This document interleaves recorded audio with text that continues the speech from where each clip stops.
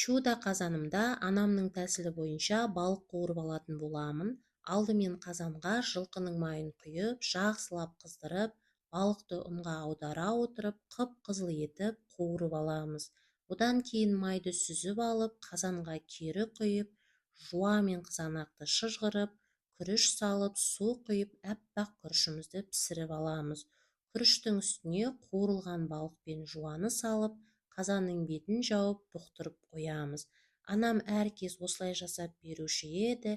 Дәл сол кездегі дәмді сезініп, күрішті қолмен жеп, анамды бір еске алып, мәре-сәре болып қалдық. Анамның жаны жаннатта болсын, әркез осындай керемет естеліктермен есіме алып отыратын боламын. Сіздер де жасап көрсеңіздер болады. Бір жегенде дәмі таңдайларыңыздан кетпейтін болады, әрі өте ерекше тағам. Парақшам ұнаса, лайк басып тіркеліп алыңыздар. Әркез сіздерді пайдалы рецепттермен қуантып отыратын боламын.